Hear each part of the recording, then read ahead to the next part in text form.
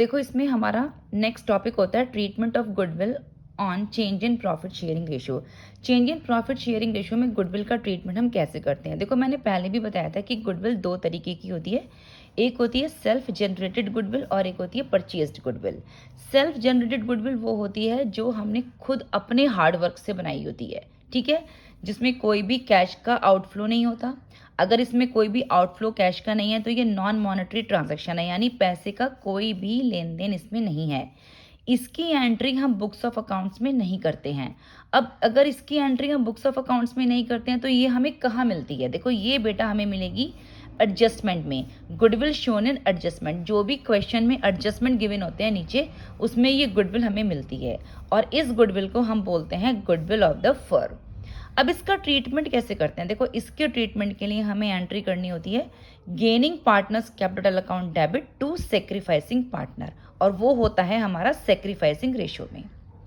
दूसरी गुडविल होती है हमारी परचेज्ड गुडविल, यानी कि हमने खुद से मेहनत नहीं करी है, हमने एक किसी की चलता चलाया बिजनेस खरीद लिया पैसे देके। तो जब हमने पैसे देकर किसी का बिजनेस खरीदा है तो उसमें हमारा कैश का आउटफ्लो हुआ है, पैसे का लेन देन हुआ है, तो मॉनेटरी ट्रांजैक्शन है, और ये हमें शो होती है बैलेंस शीट में एसेट साइड में। ये वाली जो परचेज्ड गुडविल है ये आपको बैलेंस शीट के एसेट साइड में मिलेगी। इसको हम बोलते हैं ऑलरेडी एग्जिस्टिंग गुडविल, ठीक है। अब इसका ट्रीटमेंट क्या होता है कि जब भी रेशो चेंज होगा इस गुडविल को हम राइट ऑफ करेंगे ओल्ड पार्टनर्स को ओल्ड रेशो में, ठीक है बेटा। जब भी रेशो चेंजेस होंगे इस गुडविल को, परचेज गुडविल को हमें राइट ऑफ करना होता है ओल्ड पार्टनर्स को ओल्ड रेशो में। और इसके लिए जो हमें एंट्री करनी है वो होती है old partners capital account debit to goodwill account, old partners in old ratio. चलिए बेटा, तो हम इसका एक क्वेश्चन कर लेते हैं। A B and C are partners sharing profits and losses in the ratio 5:4:1. It was decided that with effect from 1st April 2021, the profit sharing ratio will be 9:6:5. Goodwill is to be valued at 2 years purchase of average of 3 years profit, and the profit for 2018-19, 19-20, 2021 were 48,000, 42,000 and 60,000 respectively. Pass the necessary journal entry for the treatment of goodwill. यहाँ पे हमें goodwill के treatment की entry पास करनी है।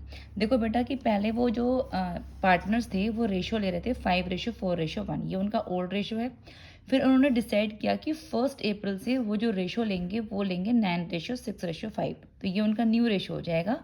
और goodwill जो हमें कैलकुलेट करनी है वो 2 years purchase of average of 3 years profit, यानी 3 years प्रॉफिट के एवरेज का 2 years परचेज पे हमें गुडविल कैलकुलेट करनी है। प्रॉफिट हमें ऑलरेडी 3 years के गिवन है। अब हमें नेसेसरी जनरल एंट्री पास करनी है ट्रीटमेंट ऑफ गुडविल की। तो देखो सबसे पहले ये देखो कि ए बी सी का जो ओल्ड रेशो है वो है 5:4:1, ये रहा 5:4:1। उसके बाद उनका न्यू रेशो है 9:6:5, न्यू रेशो है 9:6:5। तो पहले हम इसमें सेक्रीफाइसिंग रेशो कैलकुलेट कर लेते हैं, जो कि होता है old ratio minus new ratio. तो ए का सेक्रीफाइस हो जाएगा, ओल्ड है 5/10, न्यू है 9/20, बी का है 4/10 और न्यू है 6/20, और सी का है 1/10 और न्यू है 5/20। अब हमें इनका एलसीएम लेना है। देखो जब हमने इसका ए का एलसीएम लिया तो हमारा 10 - 9, यानी कि देखो पहले वो 10 ले रहा था, अब वो 9 ले रहा है, यानी कि उसका जो रेशियो आया 1/20 वो सेक्रीफाइस कर रहा है। पहले वो 10 ले रहा था, अब वो 9 ले रहा है, तो वो सेक्रीफाइस कर रहा है। जब हमने इसका एलसीएम लिया तो देखो पहले वो 8 ले रहा था, अब उसे कम मिल रहा है, अब उसे 6 मिल रहा है, तो बी भी हमारा सेक्रीफाइस कर रहा है। सी के का जब हमने एलसीएम लिया तो आप देखो पहले उसे 2 मिल रहा था, अब वो 5 ले रहा है, यानी वो ज़्यादा ले रहा है, तो सी हमारा गेन कर रहा है। और हमारी जो एंट्री होती है वो होती है gaining partner debit to sacrificing partner. तो गेन कौन कर रहा है, गेन कर रहा है सी, सेक्रीफाइस कौन कर रहा है, ए और बी। तो गेनिंग पार्टनर टू सेक्रीफाइसिंग, यानी C capital account debit to A's capital to B's capital, ये हमारी एंट्री होगी। अब गुडविल की वैल्यू पहले हम कैलकुलेट करेंगे। देखो गुडविल यहाँ पर क्या रखा था कि एवरेज प्रॉफिट का 2 years परचेज, एवरेज प्रॉफिट का कितना, goodwill is to be valued at 2 years purchase of average of 3 years profit, 3 years profit के एवरेज का 2 years परचेज। तो गुडविल की वैल्यू आ जाएगी हमारी average profit into 2 years purchase. Average profit calculate कर लेते हैं। हमारे पास 3 years के एवरेज प्रॉफिट दे रखे थे 48,000, 42,000 एंड 60,000। तो देखो एवरेज प्रॉफिट हमने कैलकुलेट करा 48,000, 42,000, 60,000 अपॉन 3, 3 साल का है ना, तो 50,000 हमारा एवरेज प्रॉफिट आ गया। इस एवरेज प्रॉफिट को हम यहाँ पुट करेंगे 50,000 into 2 years purchase to 1 lakh, तो 1 लाख हमारी गुडविल की वैल्यू है। अब देखो 1 लाख सी का क्या रेशियो है, 3/20, 3/20 15,000। 1 लाख इंटू बी ए का क्या है 1/20 इंटू 1/20 5,000 और बी का क्या है 2/20, तो 1 लाख इंटू 2/20 10,000। तो इस तरीके से हमारी ये एंट्री हम ट्रीटमेंट करेंगे गुडविल का। ठीक है बेटा, तो ये एंट्री होती है gaining partners debit to sacrificing partner में। देखो इसका P, Q and R are partners sharing profits equally. They decided that in the future R will get 1/5 share in profit. On the day of change, firm's goodwill is valued at 3 lakh. Make the necessary journal entry. देखो बेटा पहले वो equal partner थे, फिर उन्होंने ये decide करा कि फ्यूचर में R जो है वो 1/5 शेयर लेगा प्रॉफिट का। और जब हमने ये चेंज किया तो उस टाइम फर्म की जो गुडविल थी वो 3 लाख थी। आपको नेसेसरी जनरल एंट्री करनी है। तो आप ये देखो सबसे पहले उनका जो रेशियो था वो इक्वल था, यानी कि जो PQR का ओल्ड रेशियो था वो इक्वल था 1:1:1। फिर उन्होंने ये डिसाइड करा कि R को हम 1/5 दे देते हैं, यानी कि एक रेशियो का 1/5 यानी 5 पार्ट करे हमने 1 2 3 4 5 और 1/5 पार्ट सिर्फ R को दे दिया।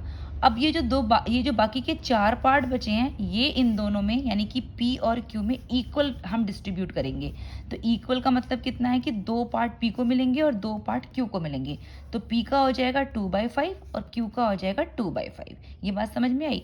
देखो 1/5 का मतलब है हमने 5 पार्ट करे एक शेयर के, जिसमें से 1/5 हमने R को दे दिया।